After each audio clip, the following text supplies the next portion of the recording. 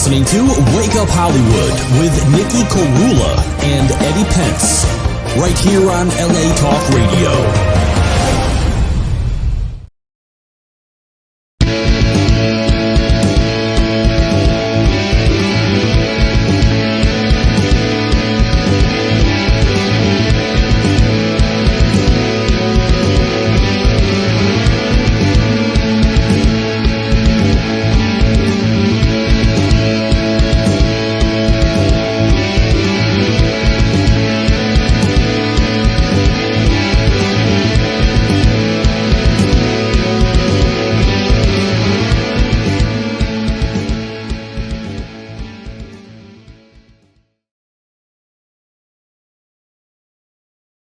Wake Up Hollywood, this is your host of the most, Nikki Korula. We have an amazing singer-songwriter extraordinaire joining us. Tonight, we welcome Miss Melissa Polinar. Did I say it correctly? Close enough, yeah. Polinar. How do you say it? Polinar? Polinar, like pollinating. Oh, okay. That's different. Okay, that's cool. Yeah. My bad. You know what? My name's Nikhi Korula, and people mispronounce it all the time. So I apologize. But on behalf of all people with complex names, I'm sure we all have been through it before. I'm sure you can relate where there was a substitute teacher in elementary school, and when they came to your name, there was a slight pause. It was like ever so slight, but you knew, oh, okay, that's me. I'm going to raise my hand and just save them the Well, I mean, to be honest, there's like other ways to pronounce it, but I've just kind of gone with Polinar because that's just what everybody, blanket. It's easy to pronounce here in the Western world, but right. I'm Filipino, so if you were to be authentically pronouncing it, it would sound differently too. It'll be just so like how would that pronunciation be? What would that be? I mean, Polinar. Oh, that's cool. That's way cooler. Okay, cool. With the R. I love it. But yeah, I mean, I grew up in Texas, and it's just kind of like a thing. I immigrant. You Texified it. Yeah, pretty much. You had to. What city in Texas did you grow up in? I'm in the suburb off of Dallas-Fort Worth, so I'm North Texas. That's awesome. And like, how did you get? What was the moment of Zen that made you realize you wanted to be a musician?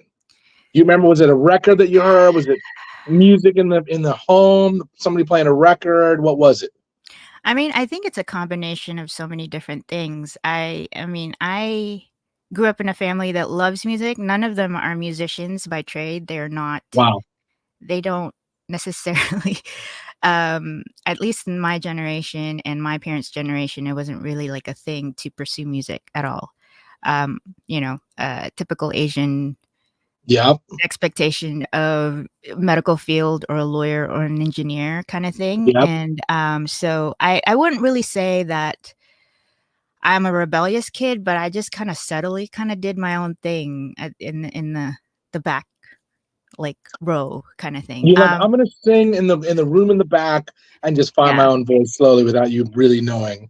Yeah, but at the same time, my family loves music. I mean, if you know anything about Filipino culture, they love music. So it's just kind of a weird juxtaposed thing where like, don't pursue arts or entertainment as a a trade, but there's a love for it. So I think one of the most pivotal points in my life that I maybe decided to make it as a career was when I started writing songs, to be honest. It wasn't the singing. That's awesome. The singing thing is great. Like I can always sing even if I weren't doing this for a living. It. Yeah. Right. But I think that was around 15, 16, and I found a love for it for some reason. I didn't really like model myself over somebody. I mean, I grew up listening to a lot of gospel music, a lot of folk musicians, and also, the standard Whitney Houston and Mariah Carey and all that stuff. So I'm like a mixture, like a hodgepodge of soulful, but like have a love for like songwriting. So the folk music comes into play. And my early stint in the industry officially, it was in Nashville. So Oh, Nashville, wow. if you know anything about Nashville, it's not just country, even though country is the main bread and butter over there. No, it's a hodgepodge of styles. You have It is. soul and funk and reggae. You kind of have a little bit of everything. Yes, but it's not recognized as that worldwide, though. You know, it's That's always true. like there's always like the underground of those things. But I think the commonality of Nashville is that it prides itself by dubbing itself as the home of the song. Yes. Yeah. And And they you know what's pride. funny about Nashville? I've played Bonnaroo a couple times, and the first time I went to Nashville, I thought it was going to be this huge city, and you Mhm. realize, oh, Broadway is like really not a very big street. It's like kind of a small community, but it's now extended even farther around Nashville to become a much bigger city. But the actual drag of Nashville is actually pretty small. It's a small drag, which is kind of crazy. Yeah, I mean, it's a weird vibe, but it's very familiar to me because I grew up in the South, you know? I didn't Yeah. set off to do LA or New York from the get-go. It was Nashville. So And you graduated high school and went straight to Nashville? Is that what you did? pretty much, yeah. Wow. I mean, I dabbled into I tried to do both, tried to fly back and forth, and it was interesting because, you know, I was very determined to make the music thing work. So I quit college officially like after a year and a half in. And then I moved to Nashville briefly for like 2 years. And then that's how I just did my crash course in songwriting. Like my Wow. publish, it was under a larger company, and my publisher at that time, back in the day when they were very active in developing artists, not Right. anymore. Um, Right. um, my publisher at the time, she would just book me with anybody and everybody who was down to work with me, and I had no name. I had, you know, some Asian random kid from Texas, and like I wrote with country writers, producers, to pop, to people from LA who flew into Nashville for a brief time, and then I get paired up with them, gospel um producers and writers and artists. So I basically just dove in head first, and I was like this Wow. willing student. That was pretty much my formidable years during the industry. And then after that whole thing, I went back to, well, backtrack. After my contract was up, it was like cumulatively 3 years. So 3 years doesn't seem like a long time, but No, that's during a that, long time, especially when you're developing as an artist. Absolutely. yeah. And after the 3 years, the people that I worked with in that company pretty much left. So Wow. yeah, so I was just kind of like, nobody was, you know, the cause for Melissa Polinar, you know, who were executives and stuff, like they left.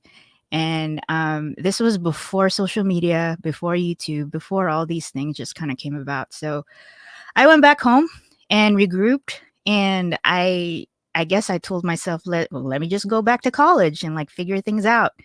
And then in that process, as while I was taking my college classes, I dabbled into YouTube. And that's kind of where the second surge of my career started, because I didn't know what YouTube was. A friend of mine suggested it, just like, oh, just do covers, and you know, but I kind of refused to do a lot of the pop covers, like That's what awesome. everybody, because at that point I wrote so many songs under my belt. Right. You're like, why do And I need covers? I write my own songs, and they're better than some of these covers. well, I mean, I don't know if they're better, but it's just like I felt like part of myself is like I told you at the beginning, is that it was songwriting that made me want to pursue music. It wasn't Right. necessarily just singing. Um, And real quick before we talk about some of that, um, mhm. where did you learn how to sing? Did you take chorus classes? Did you take voice lessons? Did you sing Nah, with family? Was it church? How did you learn how to sing just from the beginning? I would say church. Like, I Awesome. mean, good old church. It gives me like I mean, school stuff is one. Um, and also like family gatherings and sing. I think if anything, it just gave me enough confidence to sing up front. Right. It's not necessarily because I was like formally trained. To this day, I haven't been formally trained. I think the only That's time. crazy. That's crazy. And I'm telling you that from someone that's been formally trained for years. Like I started singing in the church, sang in a professional children's chorus as a kid. That children's chorus is where Billie Eilish came from, but I was in the Oh, early years, which was getting it established and kind of taught us like how to like, cut your teeth and kind of get gigs. So like I hmm did crazy things like singing at the Grammys when I was 11 and singing in Carnegie Hall when I was 10, but I thought it was normal. But the funny thing is you do go through this like kind of like these levels of learning that okay, you're on this path. And when I hear you sing, it's crazy that you've never had any formal training. You just must have learned from listening and hearing singers, right?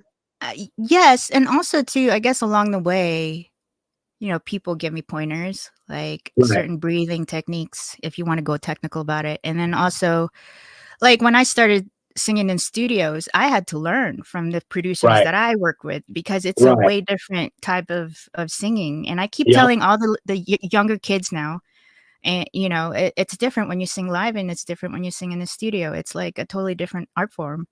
Um, Yeah, I always tell people it's like the answering machine syndrome. It's like when you hear yourself on tape, you're like, what? That's what I sound like? Versus like when you're singing, you're in it and it's like you have like this environment that you're creating. But when you're in a studio, it's like under a magnifying glass. So it's like you kind of have to yeah. learn how to approach it in two different ways. Yeah, and also too, it's just what I loved about singing in studios. It actually trained me to be more precise, right? So with um, my tone, my delivery, whereas the live singing, which I've had training since the beginning of my life, I guess ever Right. since I can remember, it's just swag. It's just confidence, really. Yes. Even if you're a little flat, even if you're a little off, something off, whatever, it's just You can if make you it have, work. You can you sell can it. make it work. Yeah, sell it. Yes.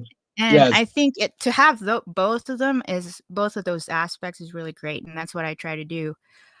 Also, side note, I think the reason why I kind of credit, I guess, whatever vocal skill I have to also classically trained in the violin for a decade.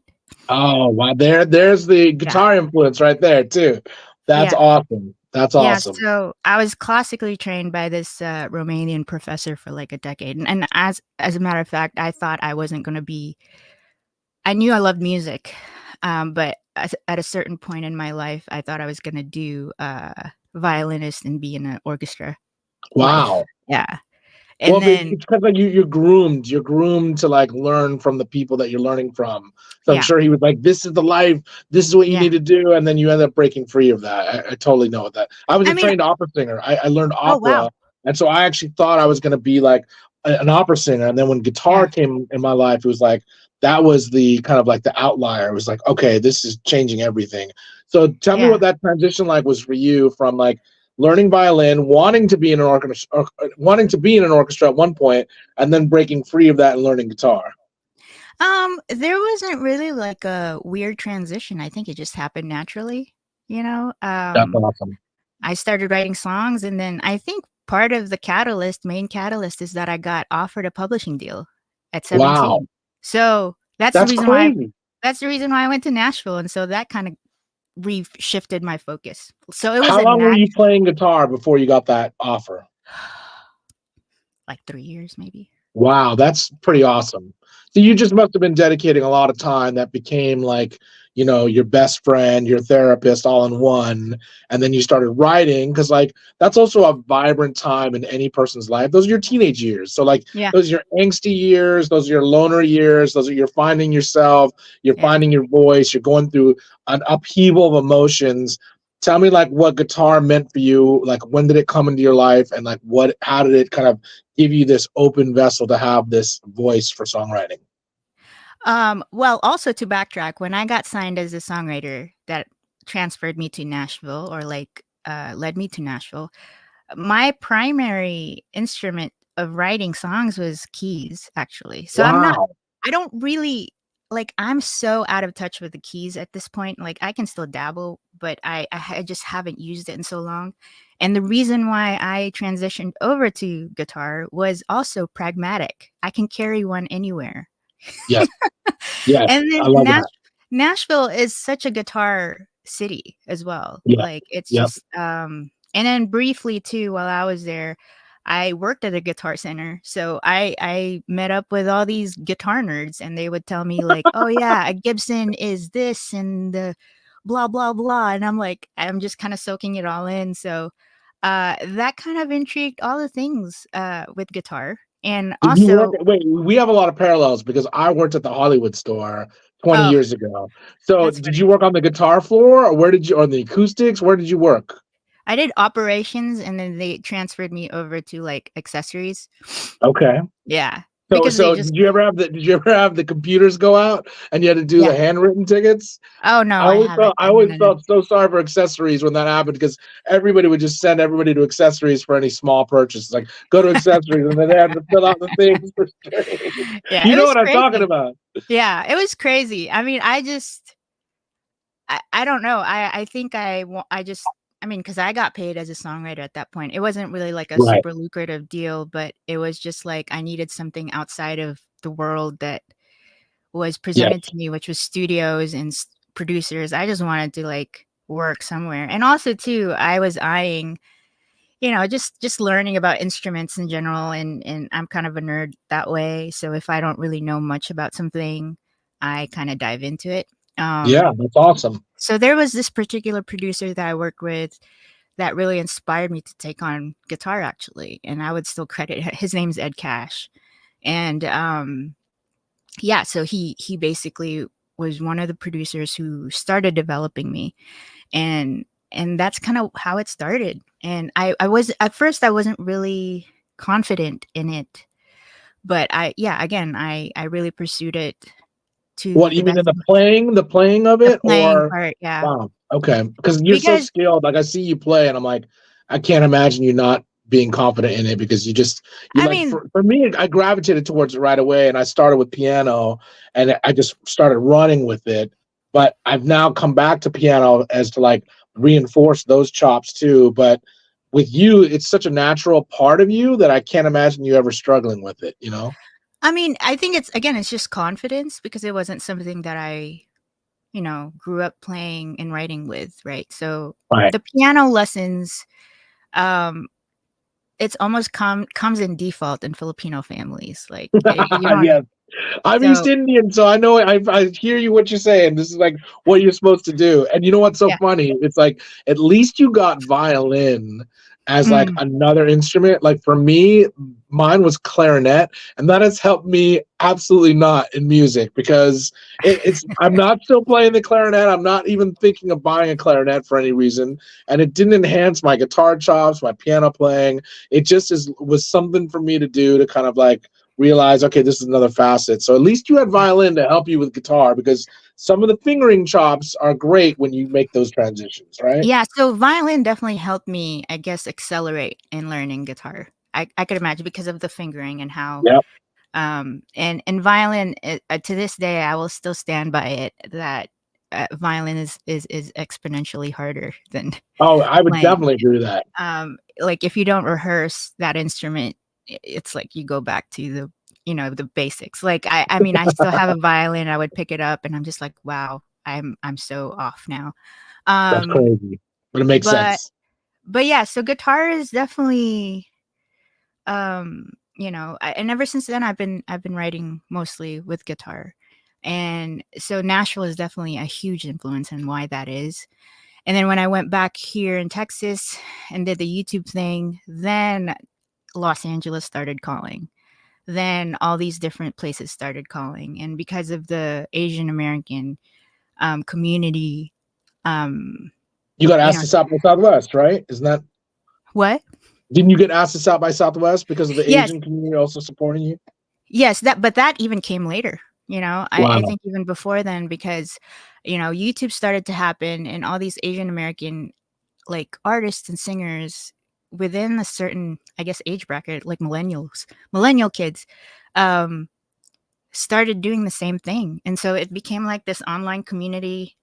And then, and I would get like all these college gigs and festivals and events, all predominantly Asian American, which is ironic because that's awesome. Back in my day in Nashville, I was usually the only Asian in the room, Right. and I've always been, I guess I'm just so used to it. And I've also, to backtrack, I grew up in different countries before Texas. My family lived in the Middle East, and then Bangladesh and Bangkok and all that stuff. So I'm a third culture kid, essentially. So part of being a third culture kid is that you're kind of a loner by default, because as much as you saw the world and know different cultures, and you can feel comfortable being alone. And so with the Nashville situation, I found myself very I guess loner, in the sense that I didn't see anybody else who looked like me. Right. In that circle.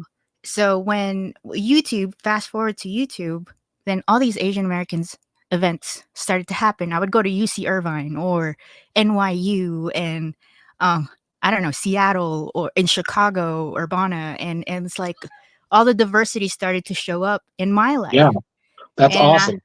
And I've just kind of progressed and did that, and I started writing a lot in Los Angeles.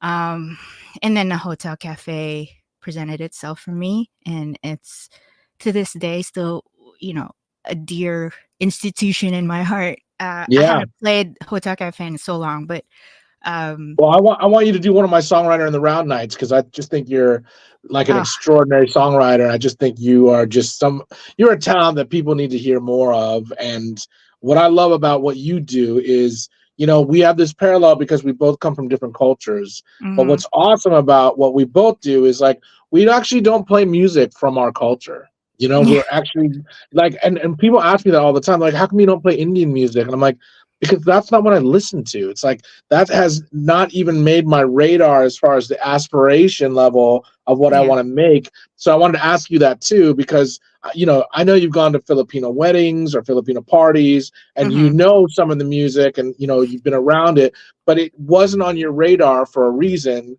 But the soul music and folk music was definitely on your radar. Tell me, what was the kind of catalyst for you to want to write in that direction?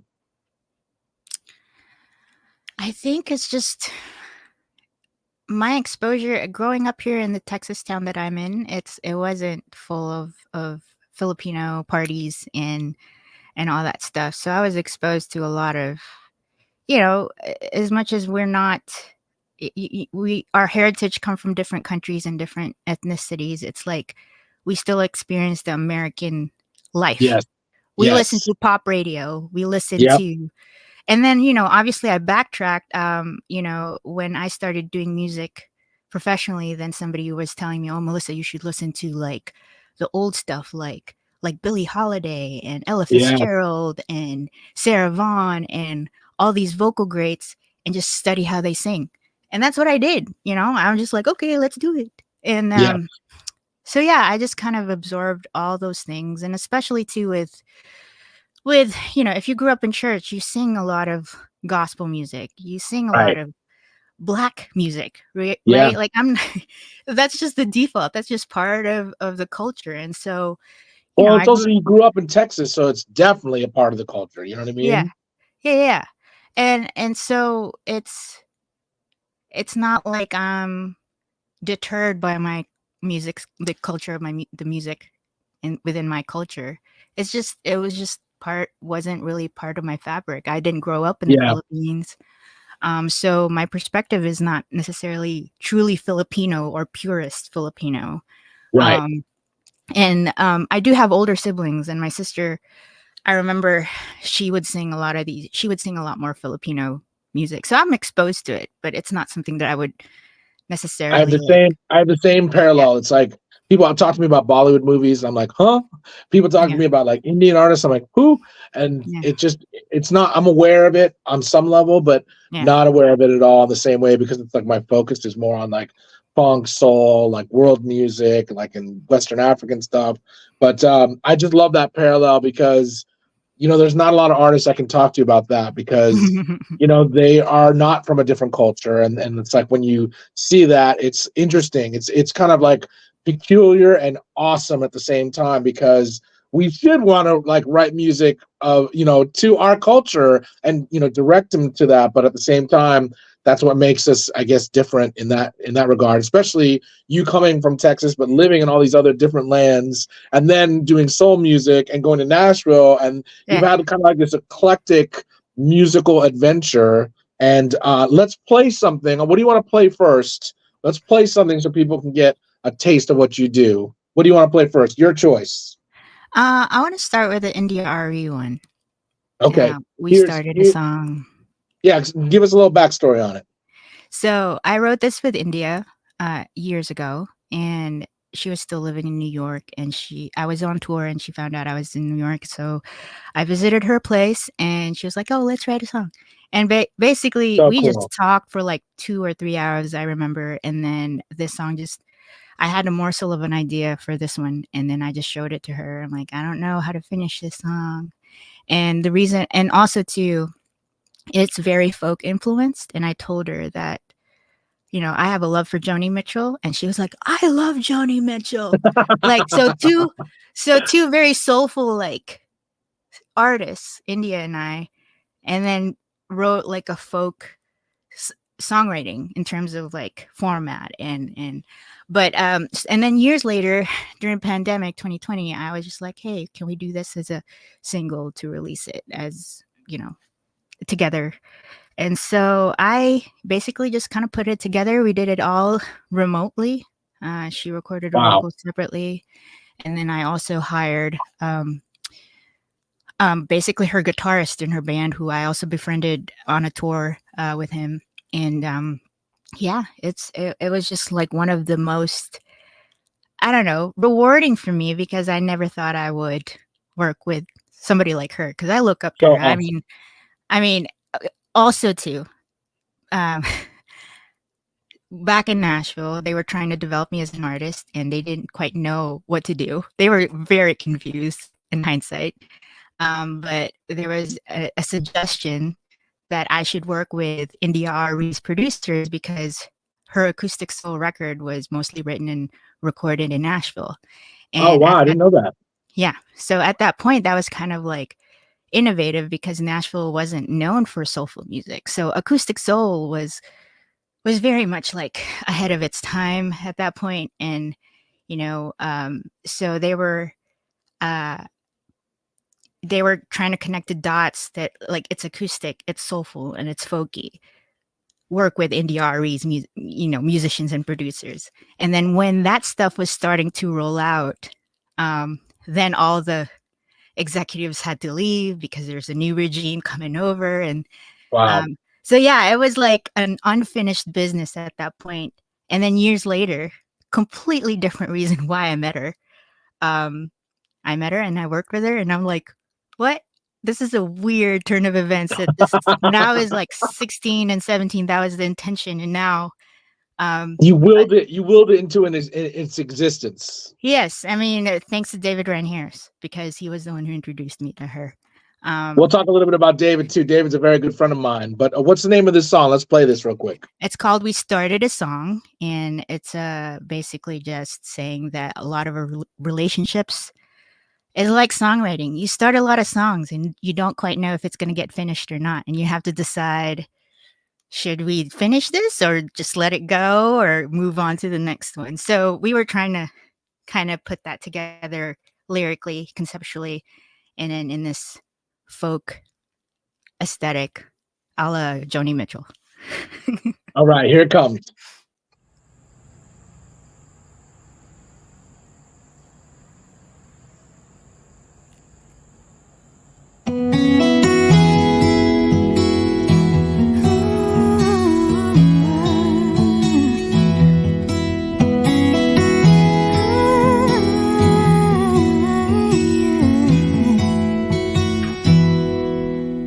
We started a song, we both sang along. We had a perfect melody.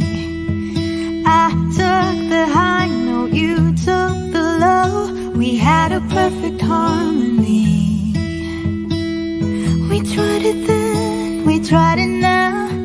Doesn't really matter, 'cause it's over now. When it all falls down, our song's undone, and all we have is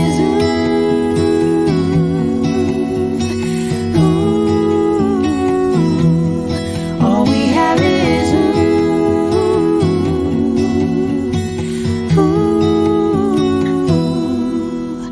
Can we build a bridge and get over this? Or do we just walk away? We started a song, we both sang along. We had the perfect melody. I was the star, but you were the sun. I took the back, you took the lead. You play with fire, I walk on clouds. Doesn't really matter, 'cause it's over now. When it all falls down, our song's undone, and all we have is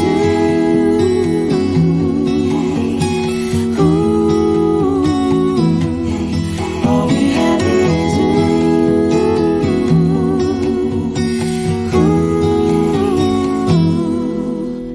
Can we build a bridge and get over this? Or do we just walk away? Can we build a bridge and get over this? Or do we just walk away? Can we build a bridge and get over this? Or do we just walk away? Can we build a bridge and get over this? Or do we just walk away? Can we build a bridge and get over this? Or do we just walk away? Can we build a bridge and get over this? Or do we just walk? All we have is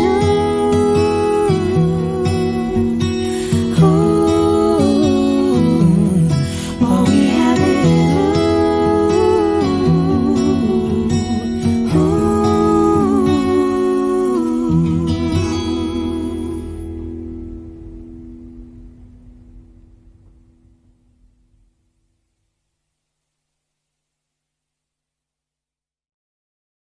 So good. So beautiful. My goodness. Dude, That must have thank been you. like one of those things you were listening to 1,000 times when it was finished. Like, isn't that the best part of making a record? You just when it you see it all finished and you're like, you get to hear it before the world does, and you just get to enjoy it. So you must have enjoyed that many times over once it was finished. I mean, it was fun. It was definitely fun. And I remember recording that a lot during the pandemic, if I am correct. Yeah. So it's definitely like therapeutic to even like record that and, you know, be in contact with India, just trying to make sure that all logistics were okay and all that stuff. So yeah, it was definitely like a dream collaboration for sure. That's so awesome. And you know, David Ryan Harris and I go way back. I actually first saw him playing the side stage at John Mayer's show in like 2000. It must have been 2003. And another friend of mine, Scott Little, who's also been on my radio show, David's also been on my radio show. He is from Atlanta. And so we were both working at Guitar Center. He's like, what are you doing on Friday? I said, man, I signed up on this songwriter's email list, David Ryan Harris. He's playing at the Temple Bar. And he was like, man, I was going to tell you, come with me to the Temple Bar to see this guy, David Ryan Harris. I want to introduce you. So I met David over 20 years ago. And when I was like just starting with the band, we got to headline the House of Blues, and they were like, hey, you get to choose whoever you want to open. And he was the only person I thought of. I was like, there's only one person I want to open for us. His name is David Ryan Harris. And so I asked David, I'm like, would you be down to open for us? And he was like, yes. David, to me, is the quintessential songwriter. Like, he is one of the best singers, one of the best writers, one of the best producers, one of the best guitarists. He's just like the complete songwriter. So I have so much love and respect for him. I was actually just texting him 2 days ago because he was in town and I missed it to see Madonna. I saw the Madonna on the same night, but I was so bummed because I didn't get to see him. But how did you cross paths with him? Was it Hotel Cafe? And I love that he produced one of your records because like what a perfect match, you know, artistically for you and he to kind of collaborate. How did you run into David Ryan Harris? Oh, dude, this is a funny story. So I started going to Los Angeles to do some writing sessions and to do like songwriters rounds and all that stuff. I started playing at Room 5. A friend of mine hooked me up with the booking guy who used to do Room 5 and actually did my first, like, I guess, residency, like a weekly gig at Room 5. And this was when I had barely anybody like in the LA scene, right? So I was literally like building up my career. So this was a time. Do you remember Tumblr? Yeah, of course. Old school. Yeah. So DRH used to post a lot on Tumblr, and I'm on Tumblr, and you know that was when I was like, I don't know, like, and then there's like a thing, like a Q&A thing, like ask me any questions. Like I do that, and he did that, right? So like ask questions for David Ryan Harris, and I'm sure that he had a lot. I think he was in the middle of touring with John as well, and I've been a fan of David for a long time. Like, oh, he's the best. So I in my brain, I'm a huge fan, but I never thought I would actually work with him. It was one of those things. So I just like playfully just like answered it and said, not a question, but I would love to work with you. That is all. Bye. That's a good question right there. And then you set it up. And you know, like Tumblr had the thing where you can ask question anonymously or you can like not like it. Yeah. Like, so I made sure that it wasn't anonymous. It was from me because I was so shy. I was just like, oh my gosh, this is the only time. But anyways, I forgot about it. Like once I sent that thing, I totally forgot about it until a friend of mine tweeted me and said, Melissa, is this you? And like sent me a link. I clicked on it and then David responded and said, yes, where do you live? And you're like, oh my God. Oh my God. Like, oh gosh. You know, literally, I was like, I found out after like a Room 5 gig. And so that's how it started. I messaged him and it's like, I'm in LA for like 3 months. Would love to look if you're in LA. I would love so awesome. Yeah. So we set up a time to like meet up at his studio at his house. And you know, my Nashville mentality kicked in and like I was ready with my guitar and my laptop. I was like, okay, we're gonna write. I met up with him. I had all my gear for writing. But what was amazing about meeting up with him at that time, he just like sat me down and just like wanted to know my story. Like he just wanted to know me. Like, so how did you start writing? Like, where did you? So I basically gave him the whole spiel that like what I told you about Nashville and all that stuff. And then after like an hour, he was like, okay, let's set up a writing session. I'm like, I wasn't used to that because in Nashville, it was like, you show up, you don't like, know. Do this. Yeah. Exactly. Yeah, it's on schedule. Yeah, you don't know who you're writing with, who they wrote with, what they did, what they accomplished and didn't accomplish, whatever. You show up, you write a song. You're like, and I was trained as a kid like that. Like it was like writing session in the morning, lunch, writing session in the afternoon, and maybe a demo vocal tracking thing in the evening. It's very like work ethic. But anyways, that always stood out with me with David. And ever since then, it was just like, oh, okay, well, this is cool that we just kind of got to know each other. It was like, he's the best. Yeah. And like, not only that, it's like, he is like, I don't say this about a lot of people, but he's one of the like biggest hearted people and one of the most soulful people that you'll ever cross paths with, just as far as his outlook on life. But then when you hear him sing, it's just like the world stops. It's just like one of those things, like he just has I embarrass him all the time whenever we hang out. I'm like, man, you're just so ridiculously good, like all the time. And I asked him to open for us at the House of Blues. I said, one condition. He said, what's that? I said, I want to sit in with you on your set on a song that I love of yours called Strong Enough.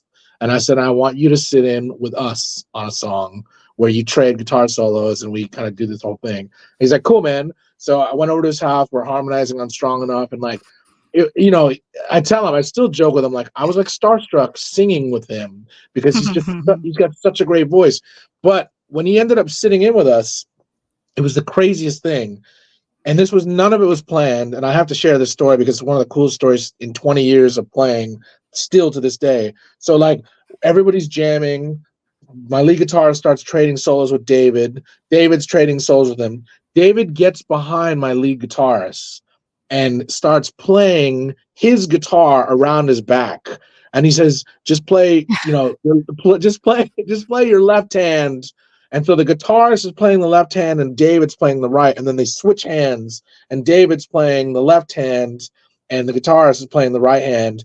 Unrehearsed, crowd went crazy. Still one of the coolest things I've ever seen.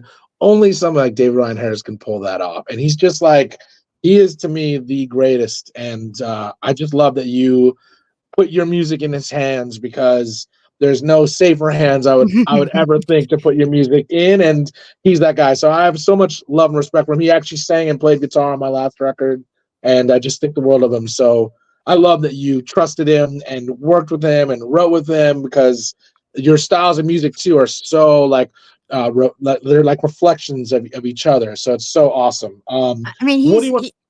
Well, go ahead. Go ahead. What were you going to say? I mean, we love David. I mean, that's just he's the best. And he's so respected with everybody. Like you ask anybody about Dave Ron Harris, like Derek Trucks, John Mayer, Maroon 5, they're like, oh my God, we love David Ron Harris. It's like he's so respected and loved wherever he has been lucky to cross paths with these people. You know what I mean? He's got that vibe. The reason why I met India is because of him. He was working with her for the Songversation records. And he actually flew to Atlanta to write with her, to do all the things with her. And they've been friends for years, decades. Yes, that's right. And he randomly just called me. Like that was the year when I started like writing with him and stuff. And he just randomly called me. And I was like, he never calls out of the blue unless if there's something happening, right? So I'm like, hey, David, what's up? I was like, hey, so I'm in Atlanta. And I just did a session with India Ari. It's like, oh, that's cool. It's like, I think I'm producing some of her records, some of her tracks for the next one. It's like, oh, that's a big deal. Oh, yeah. But I called because she and I just spent like a good hour just watching your YouTube channel. And I'm like, that's awesome. You're like, oh my God, I'm frozen. Yeah, awesome. That was like not expected. And so I think that's the reason why India knew about my music. And then like months later, we met in LA, and that's kind of how it started. I opened for David for one of his tours, and then I also ended up opening for India for one of her tours. So it's just kind of like a cool little like family at this point. And when I was recording with him, his one of his sons, Truman, was only like 3 years old. Yeah, and Truman was like, I don't know, somehow just had this infatuation with me that he named me like would crash studios our studio session, and he couldn't pronounce Melissa, so he has a name for me called Issa. And awesome. So to this day the Harris family still calls me Issa. That's sweet. Yeah, so like when David like texts me, hey Issa, so that's a thing, like that's a cool thing with him. And it's just like it's more than just like a musician friendship, Yes. And I've always felt just more welcomed and embraced, and also advocated by him, that he just like somehow believes in me. And I mean, those are huge shoes that you know what I mean? It's like that's a huge vote of confidence. Yeah. That as I know that, Yeah. And then like now it's like India as well. Like India is just, she asked me to be part of her tour just out of the blue. Like, it could have been like a bigger artist, it could have been a signed artist. It could have been anything. But I was one of the few openers that she lined up. And yeah, and she's just, I'm just, sometimes I don't recognize, or I don't really like let it sink in that these people like believe in me, because there's like definitely like imposter syndrome that I do go through. And every artist goes through that.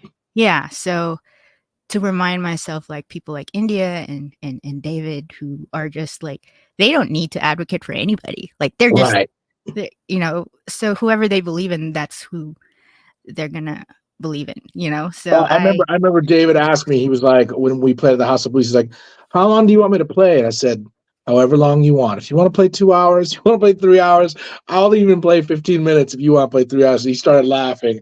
And like we did this session, you know, on my latest record, Revolutions, with my band, and he was like, so what do you want me to do? I said, anything you want. You know, it's just like he's one of those artists, like I just feel like you're lucky to be in the room with him. And if he's doing something creatively with you, you're extra lucky. And he's just one of those rare human beings and artists. And you know that too. So I love that you know that. He's that dude too, that he's very opinionated. Like if you know him, he is so opinionated. So if he likes you. That's what we love about him. You know what I mean? You need that. Yeah. And also fun fact, he and I are working on a song. So he's that's awesome. my song. And side note, I'm not even really supposed to release anything about it because we're still in the thick of it, but he has Greg Gaines play on it too. Oh, so that's amazing. That's awesome. So we're still in the middle of everything, you know, trying to kind of just arrange things and stuff. But yeah, Melissa, you and I have a lot of parallels. Greg actually came here and we wrote 5 songs together. We did nice.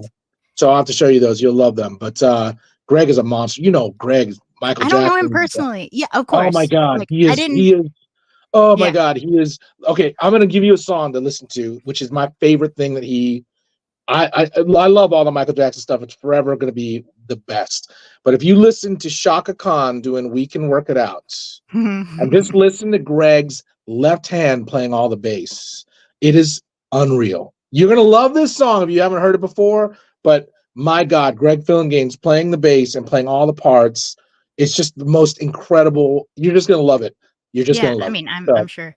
Yeah. So David, I asked David to produce one of my songs, and he just literally just said, "It's like, oh yeah, I'm gonna ask Greg to play keys on it." And stuff. So like, crazy. Cool.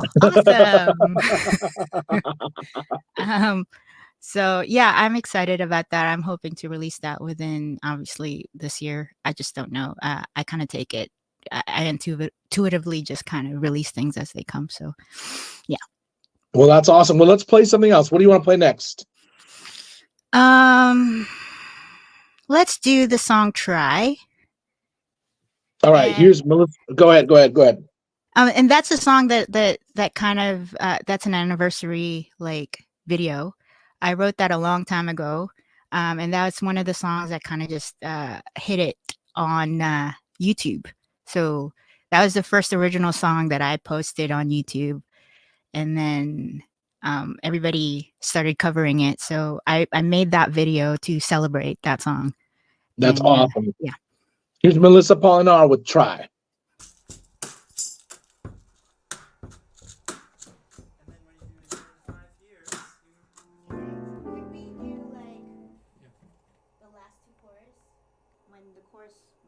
Goes back in, then it's the low chorus. Cool. Yeah.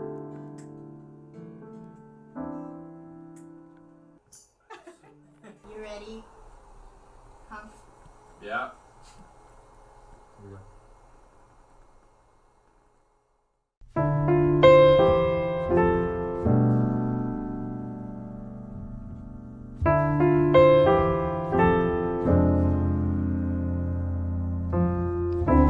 There's something about you, the way you move, the way you look at me. There's something about the way you see things, it's like a change of scenery. Everything about you, I just want more of.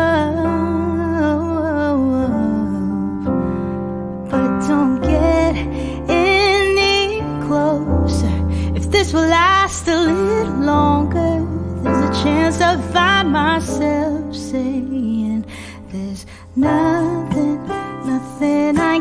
do to keep my heart away from you. I can't help it, I can't tell you how hard I try to get you off my mind. Help me move on and just live my life. I can't help it, I can't tell you how hard I try. 'Cause whenever you're near, been safe in the shell, and I can't tell if I'm living at all. I've been doing well on my own, but maybe it's just me who I'm deceiving. 'Cause everything about me leads right to you.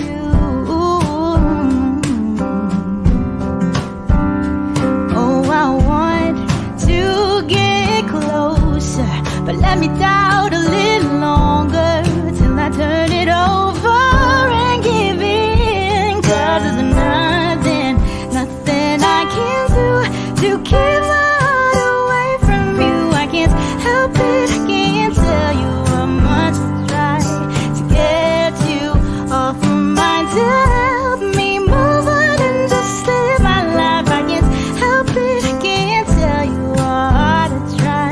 'Cause whenever you're near, it's love that I feel, falling so helplessly. Fear of losing control.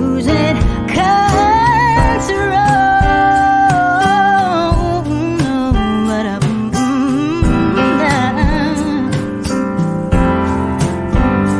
oh yeah.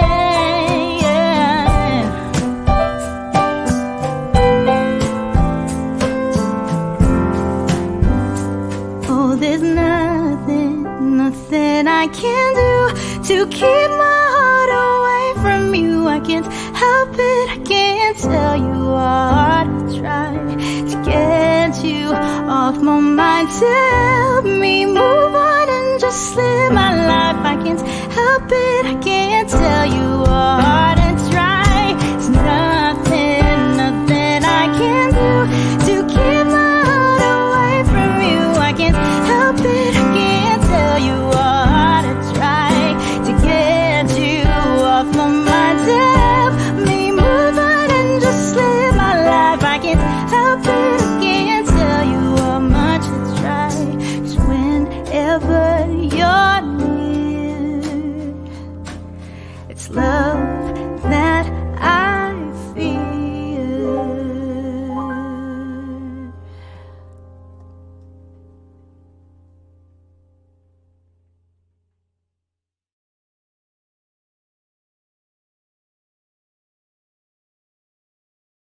So good. It's so Thank good. you. My goodness. I was listening to that song earlier today because I was like checking out YouTube stuff, and I was like, man, you make it look so easy. It's not even fair. You just make it look so easy. It's Aw, not dude, that thank easy, you. people. No, you do. You really make it look so comfortable. And how many takes did you do of that? Did you just kind of nail it on the first one, or tell me you did at least 4 takes so that we I can think, realize you're still human? well, I mean, we had to do one whole take, like, because it had Right. to be a live recording, but we had to do multiple because the guy had the videographer needed like different shots and stuff like that. So I'm pretty sure it's more than 4, right? Yeah. Yeah, that I'm doing this right now with a new series that I'm doing, and it's like we've had to do about 3 to 5 takes almost every song, but it's like sometimes I just wish you can just get it on the first one, like, you know what I mean? It just Yeah. like it's so rare, but it's just like it should be. You know that feeling where you're like, we've been doing it long enough where it should just come out on the first take and it'll be done. You know what I mean? Live videos are deceivingly harder. Yes. Yeah. Yes. Like, then music videos, it's like once you plan everything, it's like lip sync your way through. Yeah. But like there's an art to that too. Yeah, but like an actual live performance is like I have to be like present with how I look, my positioning, also my vocal performance, and how Right. it's so taxing for me, to be honest. I mean, if I'm doing it like on stage without really thinking about like cameras and whatever, I do whatever I want. But in the context of like, this is an actual video that we're doing and we're posting it, it's harder for sure. Well, I'm sure you also felt this, because I'm feeling this now with going through this. It's like when you play live, it's like you can let it all hang out, and it's like, okay, it's gonna not be forever. It's here and it's just gone as soon as it happens. Yeah. Recording, like you can come back and listen to it and edit it. With video, it's a combination of like you want it to be live, and you want it to be sound good, and you want it to look good because it's permanent. So it's a little bit of a struggle. Pretty much. Yeah. No, but it was awesome. fun. That whole process and that whole session was so fun though, because yeah, I mean, I trust everybody in that room, like from the player, from the drummer, from the studio, and the engineer that was in charge. It was hard, but at the same time, everybody made it easier too. So, well, we're running out of time, but I want to play another song. What are you going to play next? February song, and that's another live performance with my friend John Splitoff, and that's a more recent one. Yeah, it's with a pitch meeting band based in Nashville. So we recorded this in the studio in Nashville. All right, here's Melissa Polinar with February song. Come whisper softly, come sweep me off my feet. Go ahead, fulfill my dreams, but tread through my fragile heart gently. I'm so in love with you.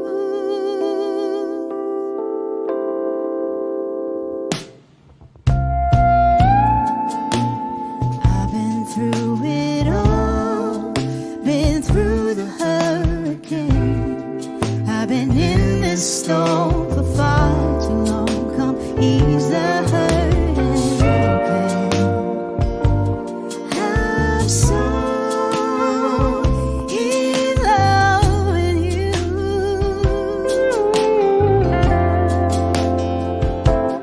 I get so weak, I feel it at the knees when you start to speak to the words to the soul. Digging deep, you cure it all. You're running through my veins.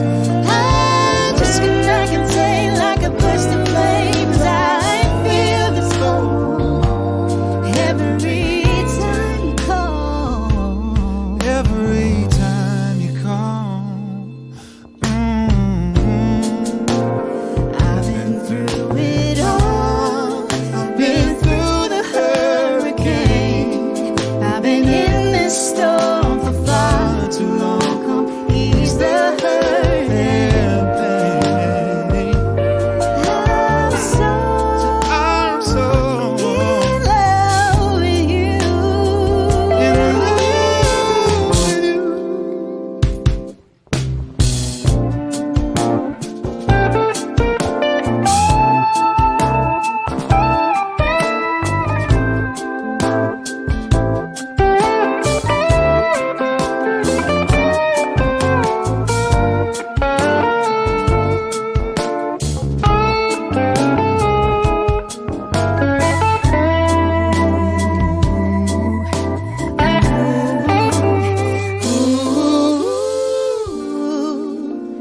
Come whisper softly, come sweep me off my feet.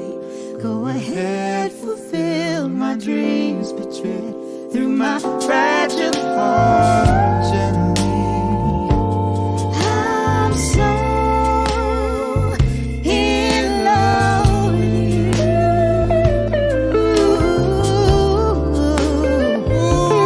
I'm so in love with you.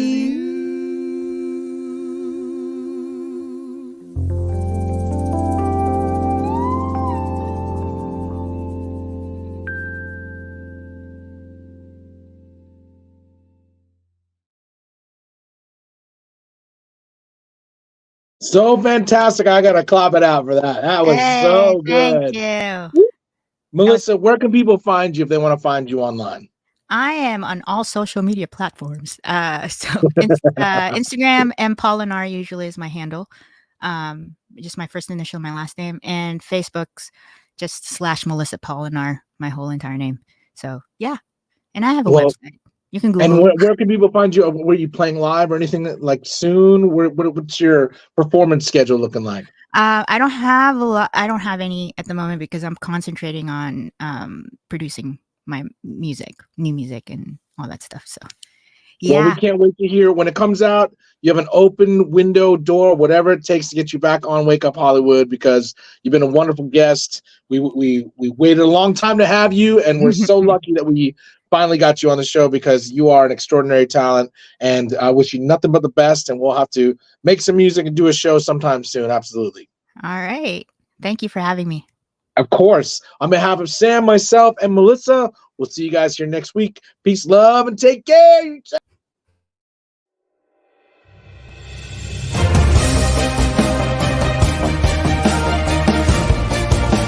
You're listening to Wake Up Hollywood with Nikki Korula and Eddie Pence, right here on LA Talk Radio.